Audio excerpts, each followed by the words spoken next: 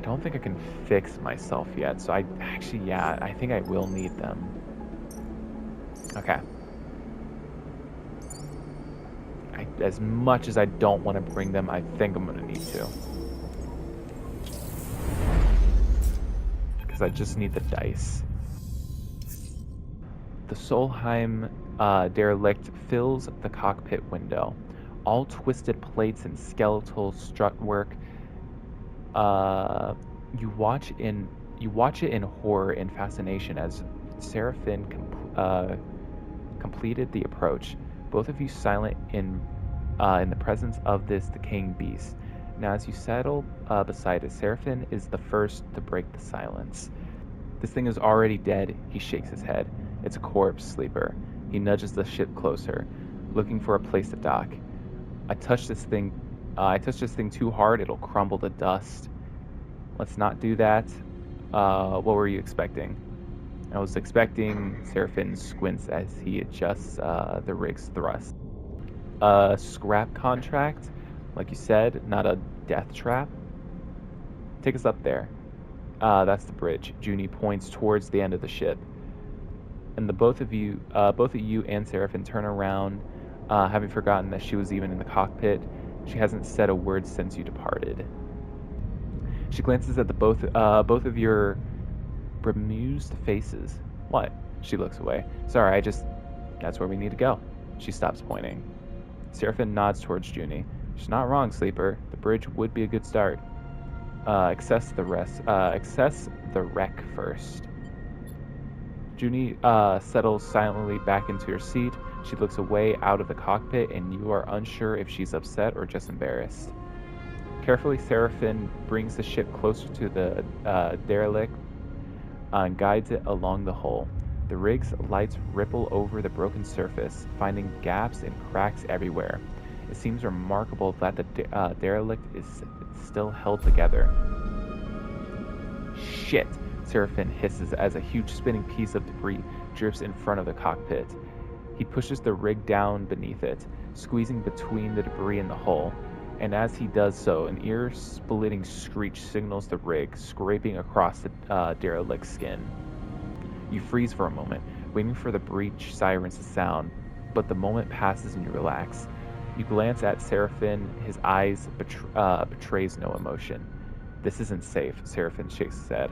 I'm going to find somewhere better to settle the ship, then we need to suit up and work our way along the hull on foot. You look back at Junie and see her still in the seat, eyes wide. You okay? Junie looks at you and there's a sudden unfamiliar hardness in her eyes that surprises you. Then a moment later, it is gone and her gaze softens. I'm okay, she smiles, a flat smile. Don't worry. Seraphim brings the ship away from the derelict's hull an inch at a time and slowly brings it around to settle close to a mostly intact hull plate. This section is fairly free from debris. He nudges the ship a little closer. We should be good to hold here. Seraphim unclips from his seat, and you and Junie follow suit. As you all glide down towards the airlock, Junie silently follows. Can't help but feel judged. I don't trust this bitch. I feel like she's gonna try something. As you reach the airlock, Seraphim begins suiting up. If we are lucky, that little collision hasn't started a cascade that will end with this place coming apart under our feet. Seraphim violently kicks his legs into a set of Eva trousers, clearly irritated by his own carelessness. It wasn't your fault. Seraphim shoots you a look.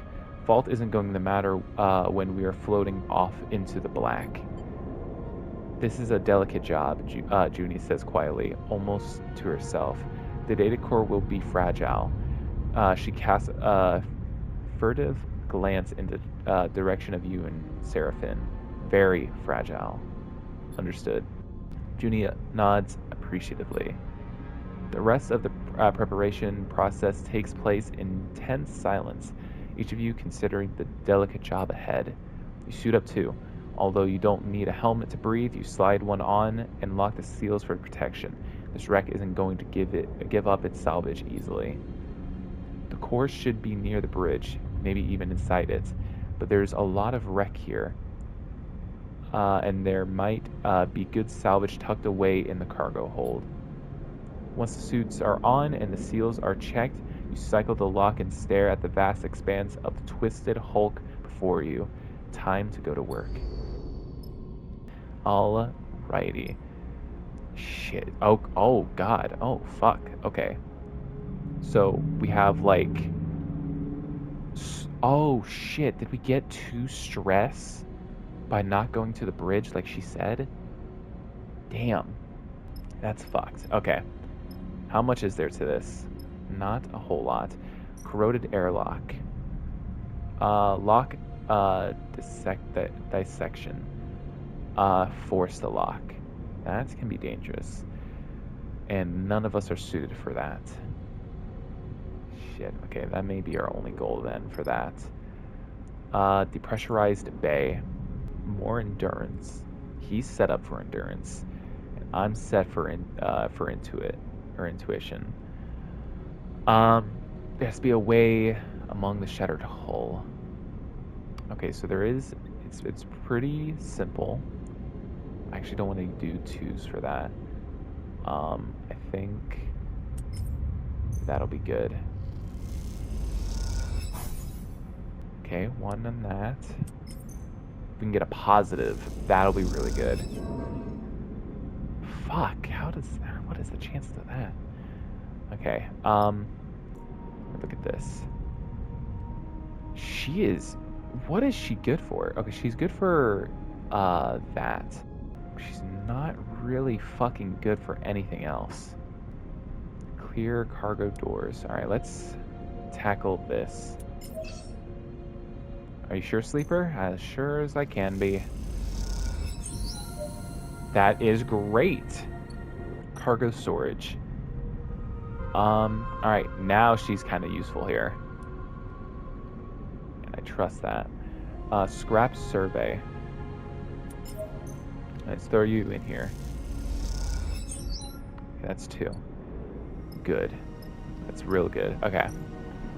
And so this. I don't want the, test waters with that. Alright, how much supplies we got? We've got 3.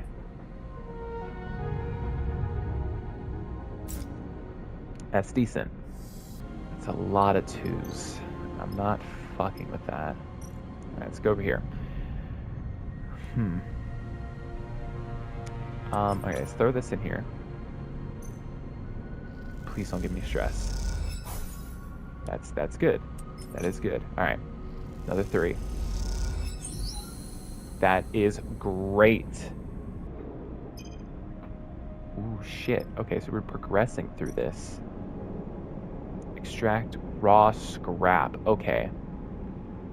Oh, this is endurance shit. Okay. Trust him. Just show me where, Sleeper. Shit! Trigger a crisis. A crisis will add to the contract stress per cycle unless resolved. Crisis active 1 per cycle. That is bad. That is really, really bad. Okay. Oh, fuck. Okay, what can we... Wait, oh, this is just for the scrap. Are you fucking kidding me? Okay, we don't need this then. Oh, I see. Hull breach. Put me to work. Okay, that's 2. That's bad. That's really, really bad. Okay. That's interesting. A crisis system. Okay. Next cycle. Got 1 more cycle before we run out of supplies. These are really fucking good. Holy shit. Okay, I want to get these. Okay, there we go. I don't know what the fuck happened. Alright, and I want to get this out of the way immediately. Okay. That's good. No more crisis. We're chilling until we get another fucking stress and then we're fucked. Okay. This gonna be good. I may even use Junie's dice. Fuck. Okay, that's bad. Okay, we got one more. Praying. Oh, that's bad. Okay. What is happening here? Purge protocol. Okay, that's good for me and Junie. Okay, we can't do it now. Fuck. Okay, let's see what we can do here. Okay. This could be good. Okay, it's 1. That's decent. I can handle that. Okay, that's 2. It's a 5. I really don't want to waste my dice on this. But I feel safer getting rid of this so that we don't have more issues. Okay. I gotta hope that Junie helps me here. Ah, fuck. That's not good. God damn it. Okay, so we're gonna have a third crisis. Man, this is bad. This is really fucking bad. Okay, I feel safer with a 4. Okay. What's happening up here? Fuck. It's the one that no I fucking have. Okay. I feel like I may need to focus this. Okay, I'm gonna use him. Fuck! Why? It's a 4! Bitch! God damn it, I should have used that. The bridge of the derelict lies silent. The pale beams of your suit lamps catch rows of terminals and clouds of glittering dust. Wires wave like seaweed, and the whole scene appears as if underwater, chaotic but still. Junie glides past you, disturbing the dust and taking you by surprise as she does. She has been a stoic presence so far, but in this moment she seems drawn forward by some force of curiosity. You watch as she bats away debris and begins checking terminals. What are you doing? Junie doesn't seem to hear you, or at least is ignoring you. She is already prying an access panel off one of the more intact-looking terminals. As she does, puffs of rust color the vacuum around her red. Approach her. She turns back to the terminal and finishes prying off the plate. Then quickly, she reaches inside, fishing around for something. Her hand comes back with a waving cable topped with a thick connector. As soon as she sees it, she slips a keyboard-sized deck out from somewhere on her person. She runs her hand across the back until she finds the right port slot to the connector. All of this happens in a few seconds. The routine, practice, and precise. It is hard not to be impressed. Now, your first time on a Solheim ship? She glances back at you, a nervous look on her face. Does she think that you are accusing her of something? She shakes her head and goes back to her work. Junie's fingers dance around the deck's keyboard, and a burst of static lights up the Solheim terminal screen. The screen's sudden burst of light and color takes you by surprise. Junie's fingers tap away the terminal screen, flashing with blocks of colors and lines of code. It buzzes and vibrates, its long-dead system forced back into chaotic life. Then all at once it goes dark. The terminal is dead. Shit, Junie hisses beneath her breath. Useless. Cannot tell if the insult is directed at the terminal or herself. What are you doing? She looks up at you as if she was just waking from a dream. Looking for something useful. She pauses. Useful for the contract, is it? Useful for the contract, that is. She glances down. A map of the ship plans, you know. The cradle with the data core can't be far. She pushes off from the terminal, gliding away from you. I'll start looking, she calls back and heads to the other side of the bridge. Seraphin glides up beside you. Everything alright? What do you think of Junie? The kid? Seraphin shrugs. You'd know better than me. Keeps to herself. He squints at her, retrieving form. Seraphim stretches in his suit. I have to admit, it's nice to be back working, especially now that we are the ones who will reap the benefits. He claps you on the shoulder. Feels good to be taking our fate into our own hands. I know it's pretty rough there back on Hexport, and now here we're just as likely to get shredded by debris as find the damn data core. But aren't you glad we made a break for it? He pauses and looks down, having asked the question almost by accident. I mean, I am. I just don't want to speak for you. I don't know. It's a lot. Sure. He looks away. I know that. Look, Seraphim checks the suit wrist seals. Once we've got a bit of space behind us, once we've gone the distance, if we even manage to get that far, he furrows his brow. Don't feel you owe me. I'm no charity case. You want us to go our separate ways? Fine by me. He meets your eyes. Just do me the favor of telling me to my face. I will. Seraphim nods, but doesn't respond. After a moment, he shines his torch out into the dark, checking the rows of terminals all across the bridge. You watch the glittering dust as it eddies in the beam. Seraphim sighs. Let's get to it. You watch as he crosses the bridge, his torch probing the dark corners.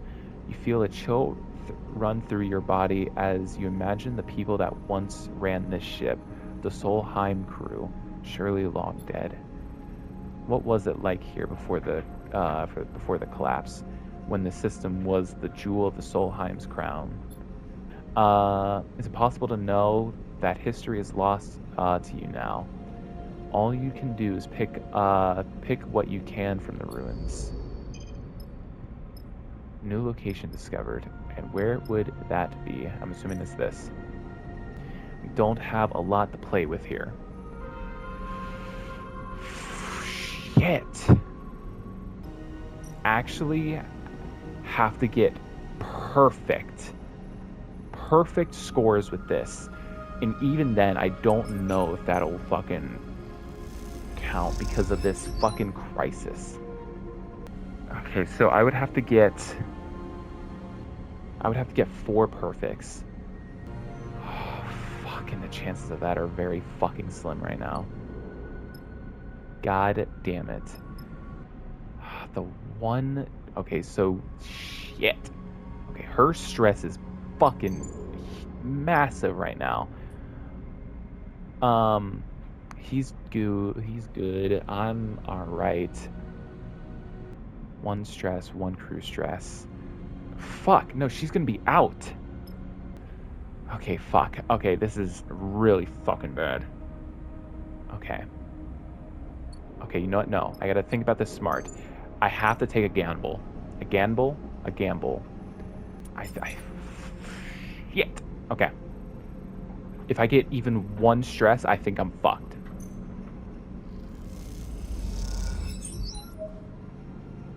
Oh, fuck. Oh my god. Okay. There's a fucking chance. Okay. She's gonna be out of commission. There is a fucking chance. I have to get a fucking great roll here. Can't do it. That's a great fucking roll. Holy shit. Holy shit. Oh my god. Oh. Okay. Okay, there's no negatives. There's no negatives. If anything, I gain a little bit.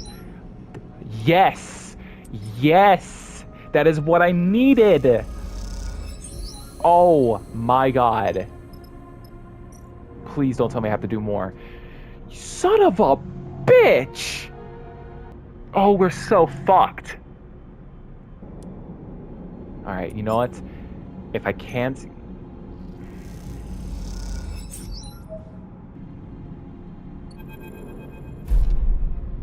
Oh, that's bad, that's bad, that's bad. There's a horrifying lurch. You are sent spinning through the bay. You are crossing in a hail of debris. You watch as the side of the bay silently tears open in front of you, a gaping black maw toothed with flying debris. You stare into it, your breath heavy in your ears, your eyes wide. Suddenly you feel a tug on your back, your tether. As you spin back from the sudden arrest of your glide, you see Seraphin holding onto the other end, reeling you towards him. "We have to go, Sleeper." His voice comes urgently over the comms channel. "This place is done."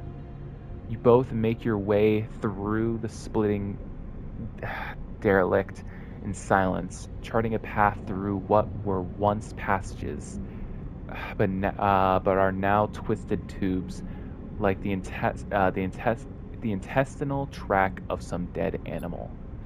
Eventually, you make it out onto the surface and find the rig still tethered, but gashed with debris and scars. You and Seraphin exchange concerned glances. "We're going to pay for this." He looks over the damage. "Let's hope she still flies." You tether together and push off from the hull. Seraphin guides you through the debris.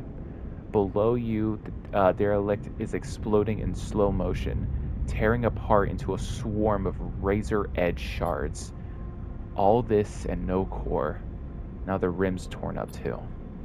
You don't have much to offer in answer. He's right. It seems the job was a disaster. You just hope it isn't terminal. It's gone. Jumi's voice comes through faintly over the comms. She must already be on the ship. The whole ship is falling apart. "No shit," Seraphin answers back. "Contract's a bust."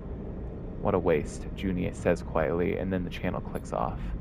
You arrive at the rig's airlock and bundle yourself inside, noticing the exterior damage, and it looks mostly superficial, but it will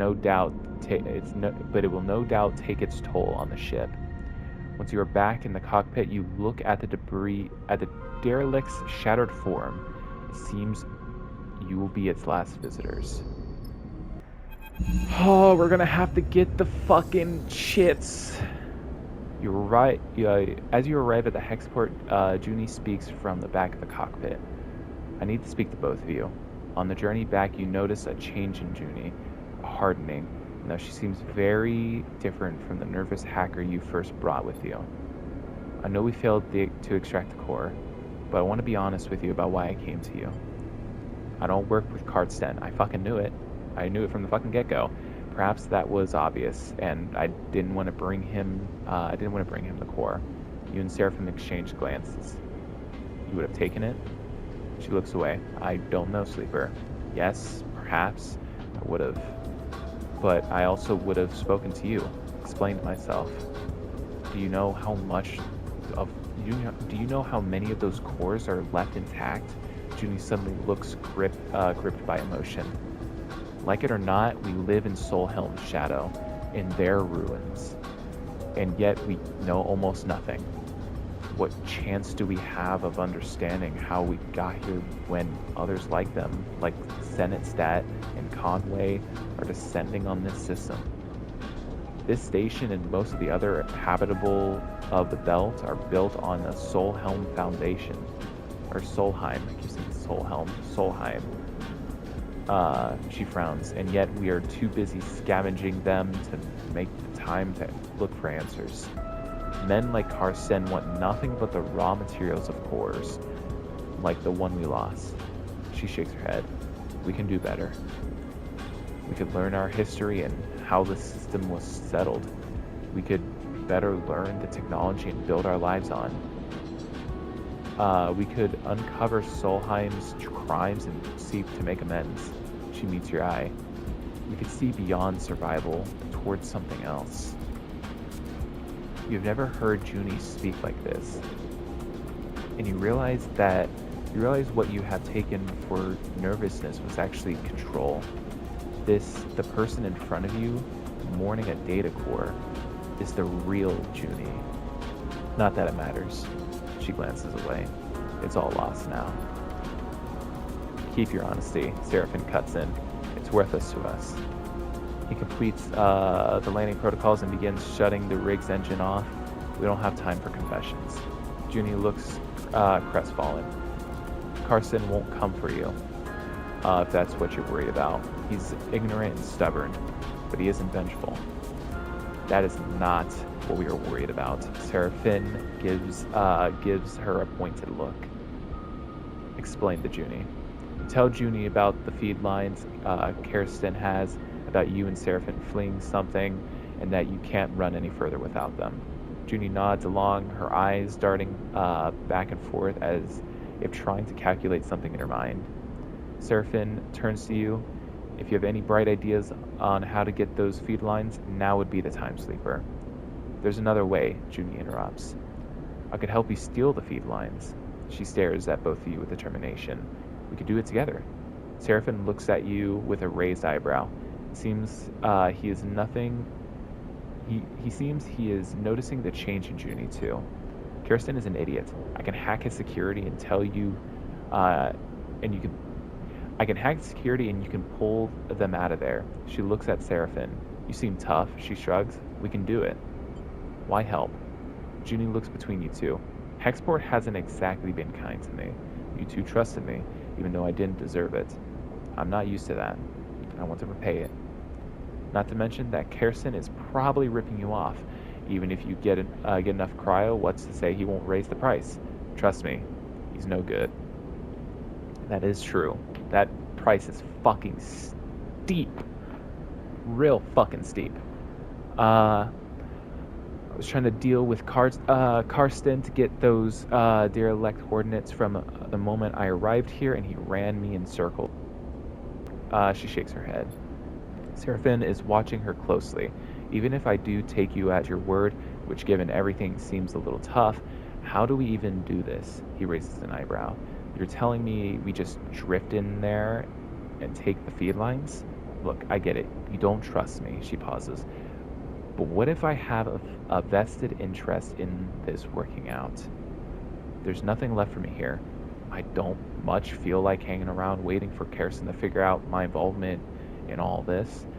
I need safe passage. We need the feed lines to grant it. She allows herself a smile. See where I'm going with this?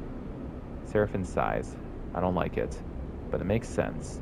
What do you think, Sleeper? We all get something. Exactly. Junie smiles. Let me prepare. I'll head to Factory Row, scope the place out. Meet me there, and we can work out a plan. She glances between the two of you. Trust me, we can find a way. We'll keep it simple, clean. Still seems risky. Look, Sleeper, I'm not going to hang around with you two. That's not going to be a good look. So, I'll get myself set up in an empty bay, and if you want to make this happen, you meet me there.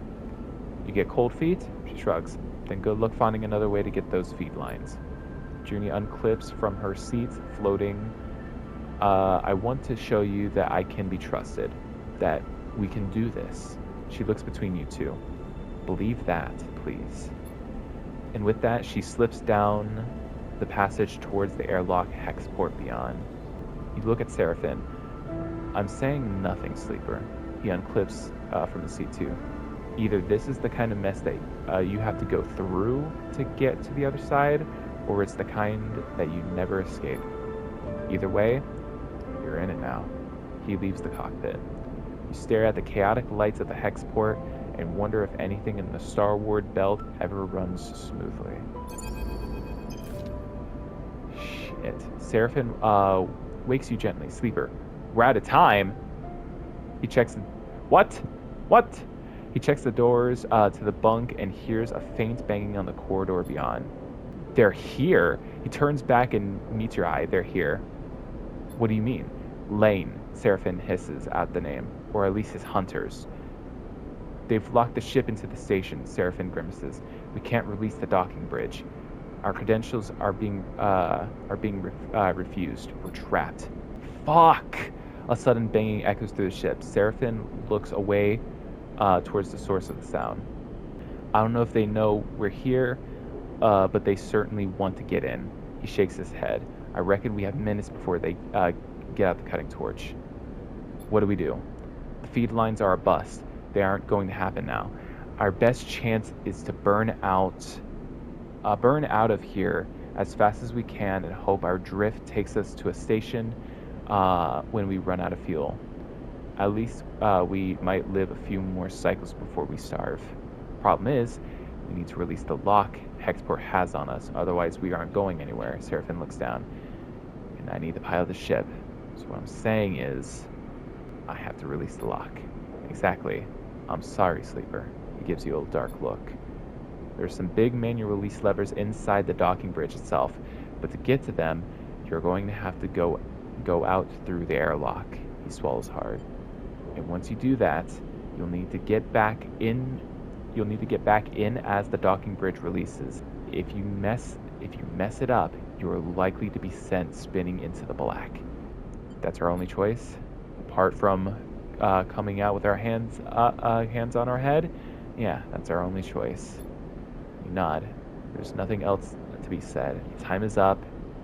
This is what has come to. I'll be at the controls waiting. Seraphin gives you a nervous look. The moment you're back in the airlock, I'll burn hard. He claps you by your shoulders and looks you in the eyes. Then without saying anything, he releases you and glides out of the room. You drift down to the airlock as quickly and as quietly as you can, slipping into a suit for protection. At least you think as you secure the seals, you don't need to breathe. The banging subsides, and you hope the hunters have left, even though you know this is only the quiet before the storm. You take a moment waiting inside the airlock as it cycles. The second the exterior door begins to open, you go. As you dash out of the airlock, the scene in front of you appears as if in slow motion. You see two figures a little way down the docking bridge, wearing dark spacesuits. A canister being carried between them. Meanwhile, floating between you and them is a heavy-duty cutting torch, knocked spinning by the open airlock door. You see the release levers in yellow hazard stripe just beyond the hunters. Oh shit. Rush for the levers. Cut the bridge. You know you are lucky, and you know you only have a moment to make your move. Neutral. I'll take neutral. You shift your position, trying to aim for one of the levers before kicking off hard and stretching out, making yourself as small of a target as possible. The two hunters try to grab you as you pass, but you spin away from them, struggling through their reaching arms. As you do, you reach out to the lever, stretching your fingertips to wrap around its end. You clasp the head of the lever, and the momentum wrenches it out of its housing. The whole bridge rumbles and rumbling and twisting as one side comes loose. As you kick off to the other side and use all your force to pull the other lever open, you feel the fizz of projectiles slicing through the air around you. The hunters are firing. A scream blocks out all sound and you feel an urgent pull tugging you away from the ship. The tunnel bends sickeningly, then comes apart.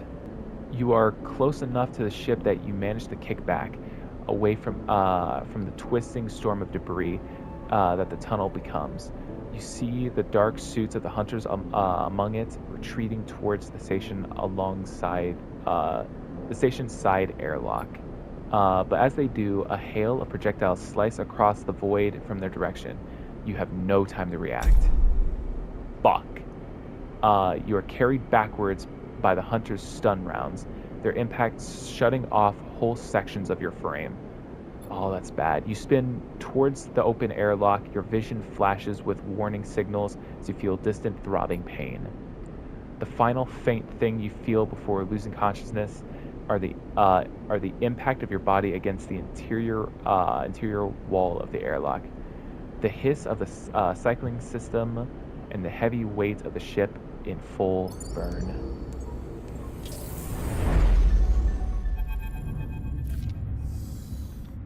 What the?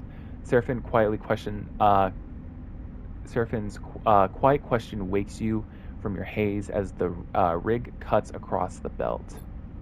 You try to move and feel a wave of flickering pain pass through your body. You flinch and steady your nerves. You find yourself strapped into a seat in the cockpit. Seraphin doesn't seem to have noticed you are awake. You open your mouth to speak, but no words come out. There's a crackle of noise that echoes through the ship's comms.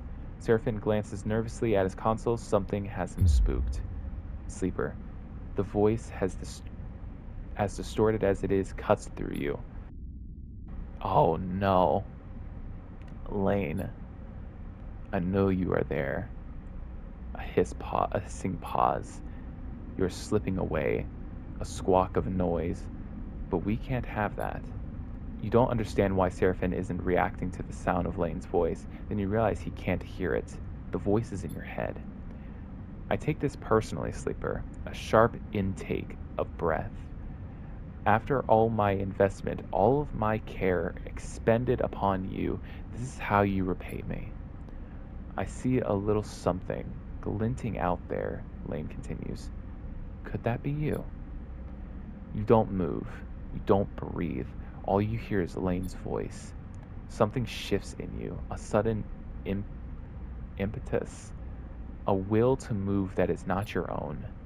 You unclip your restraints, drifting forward towards Seraphin. Seraphin looks over his shoulder and sees you. You're up, he says, surprised.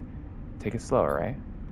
There's a transmission coming out of Hexport, some kind of evac order. He turns back to his console. Let me check this. You keep moving forward. Something isn't right. You don't feel right. A numbness growing in your body. Your fingers flexing without your input. You reach out towards Seraphin. No, not you. Something reaches out to Seraphin through you. He turns again to see you reaching out towards him, grasping at his neck. A tension flickers in his eyes. Fear. A hissing silence. Then a rumbling blast. All at once, the rig screams, systems seizing in electromagnetic paralysis.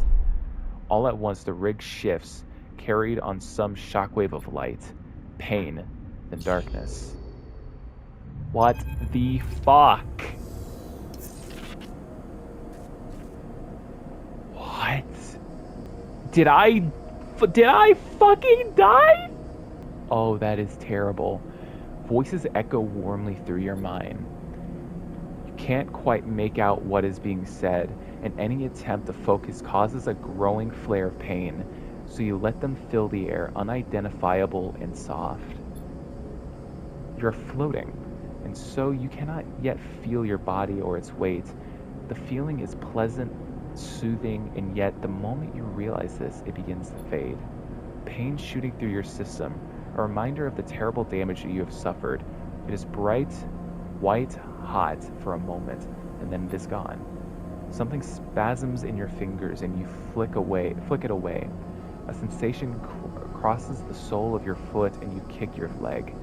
A weight settles itself in your chest. You're awake.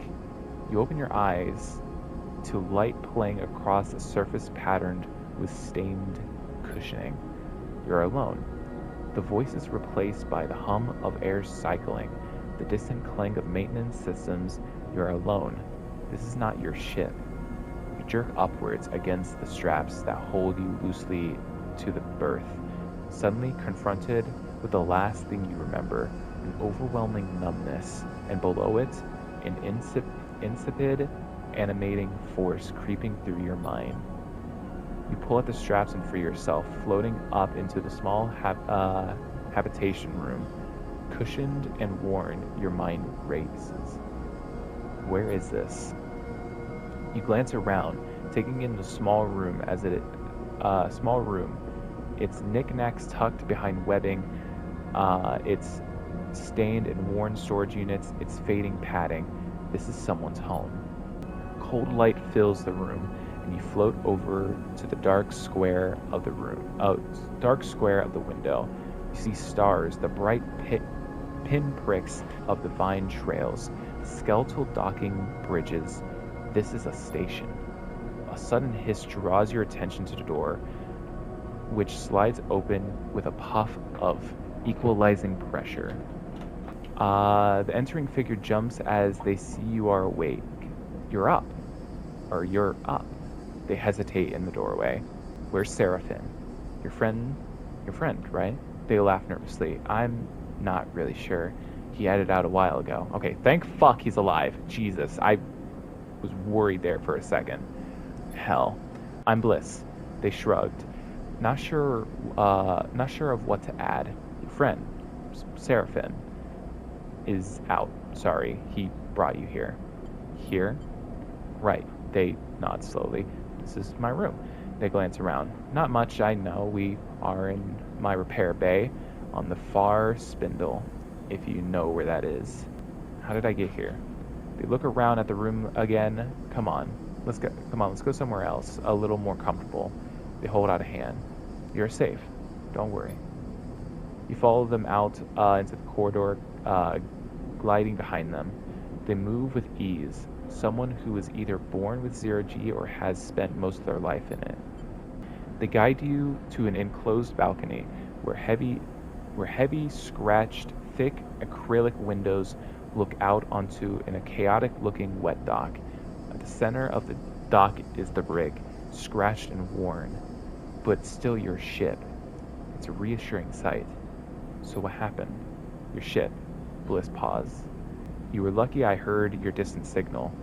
You sense they are holding something back. I guess that expensive long-range array I was tricked into buying finally paid off, they laughed to themselves. Well, at least for someone. You were out cold when I got there, and have been for all the cycles since. Your friend wasn't in great shape either, but he bounced back fast. Oh shit. I make a habit of doing that. Seraphine's voice makes you spin around. Good to see you up. He can't suppress a smile. Are you okay? He smiles. Don't start fussing over me, sleeper. I'm good. Your eyes fall on Seraphine's bandaged abdomen. He notices and pulls his jacket over the wound. Certainly looks better than when you came in. You shoot a scene. Bliss abruptly stops after Seraphine glares in their direction. Here, Seraphine pulls a few chits out of his pocket. Catch. He slings them over to Bliss. That's all I could get for now. Working in your condition? What are you paying them for? Working in your condition? Seraphine sighs. Please, I'm fine. Bliss looks at you apologetically. I know what it looks like, but I'm sorry, I can't work for free. Keeping this place going is bad enough. I get it. Seraphine nods. We're just thankful you towed us in. We aren't freeloaders. Bliss looks between you two. I'll let you two catch up. They turn to you. I'm glad you're awake. We were worried. They pat you on the shoulder and glide back down the corridor. With Bliss gone, silence descends on you and Seraphine. Both of you unsure what to say. Are you sure you're okay? Seraphine appears annoyed, but after a moment his expression softens. I'm surviving. He looks away. It's going to take a while to heal. That's what they told me. No heavy lifting, etc., etc. He shrugs and flinches a bit in pain. What do you remember? He looks at you. Lane. Seraphine grimaces at the mention of his name. Lane? He shakes his head. Seraphine looks at the rig, takes a breath, steeling himself for what he has to say. Export is... Pierces his throat. It's gone. Gone? What do you mean gone? It's gone. Seraphine catches your eye. Dropped off the map. No signals apart from the ones sent from fleeing ships. He frowns. I don't know what happened. No one does. Your mind skips, unable to focus on the information you have been told. You think of the constant activity of the bends and the rumble of Factory Row. Karsten, gone. By the time Bliss reached us, we had drifted out of range. They couldn't have seen it go up. They couldn't have seen it go up, but I saw Sleeper. Something exploded. White hot. He rubs his arms, suppressing a shiver. A moment later, a shockwave was on us. The rig was crippled. Engine kept firing, but guidance went offline. Sent us arching out across the belt. He drops a hand inside his jacket, pressed against the bandage on his side. I managed to get her under control, but not before we started spinning. My restraints came loose, and you weren't even strapped in, so we both got scrambled. He smiles a weak smile, felt like being trapped in an auto wash. He turns back to you. I'm impressed you made it, to be honest. A flesh and blood human would have been smashed into pieces. He goes silent, the image a little too raw for him to continue. Could it be to do with us? Seraphim shrugs. Your guess is as good as mine. He squints. Would Lane do something like that? Doesn't make any sense. Yutsubo is a gang. They don't run dark side. They run dark side. They don't go around blowing up stations. All anyone is seeing is debris and radiation. I picked up a lot of ship transponders before the rig went offline. Maybe some people got out. He stops, unable to add anything more. You both float in silence for a moment. What now? Seraphim laughs weakly, one step at a time. You in a rush? We already owe Bliss for the work they did on the rig. And it isn't finished yet. A few more cycles, I've been told. Bliss won't hold us hostage, but I don't like to skip out without paying, even if we could get the rig started up. He rubs his necklace between his fingers. Bad karma. Beyond that, we need work, fuel, supplies, and we need to make sure you are okay. He counts off the issues on his fingers. After that, he shrugs. I haven't heard of anyone coming after us, and if they did, they'd have to come through Hexport, or what's left of it. He looks away. The far spindle is way out of Lane's territory anyway.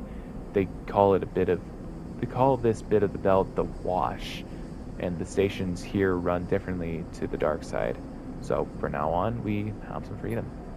Seraphim sighs. Freedom to go broke, starve, and get into more trouble, that is.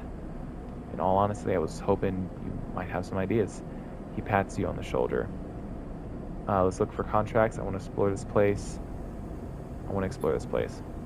The far spindle? There's plenty to see. This is a free station. No one faction holds control, so it's quite the circus. Just watch your step out there. Seraphim pauses and stares down. Look, Sleeper. He rubs his side. I'm not sure I can work right now. I just got kicked out of salvage yard for passing out on the job. He looks away. Even with the pain meds I've been able to scare up.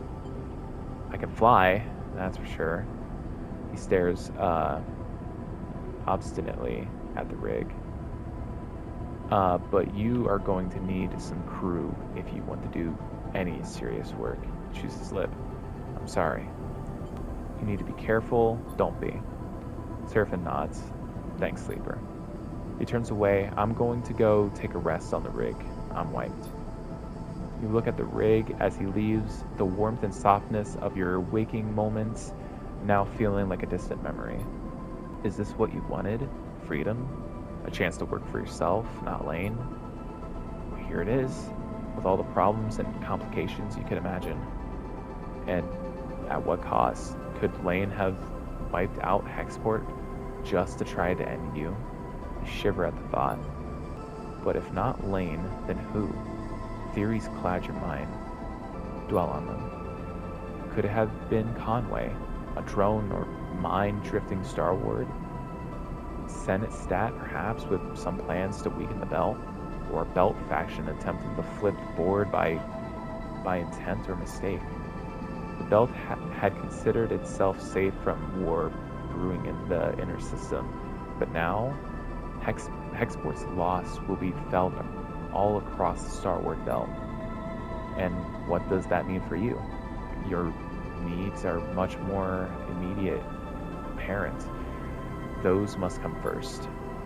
You run your hands along your body, feeling the marks and holes left by the hunter's weapons, and you know that in that moment you have been irreparably damaged by the encounter. You realize those scars are reminders. You will not be caught like that again. You swear it. Take a breath. Time to make a plan. You've gained some glitch. Glitch is a penalty you gain from repairing dice and from Lane's attempts to hack your system. Your current level of glitch is represented by the glitch clock to the right of your dice. You can have up to a maximum of 6. Each level of glitch you gain will increase your chance of rolling glitch dice.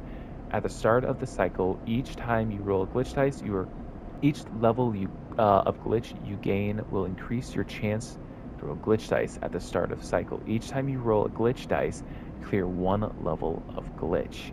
A glitch dice has an 80% chance of negative outcome when used, 20% chance of positive. Fuck, so it's like you want to roll them, but you can't really use them without high risk. Fuck, man. Okay. Damn, this place is huge. God damn. Okay, what's over here? Roam the docks. Okay. Study the manifest. Spindle core. Explore the core. Chat the crew. Bliss Bay. The underhang. A brief respite. Hexport's demise has put a barrier between Darkseid and the far spindle. Lane can't follow. So for now, you are safe. Okay, so that is... Okay. So that's good. Alrighty. What time is it? Almost 1. I'm gonna end my reporting there, because holy fucking shit. That's a lot. That is a fucking shit ton.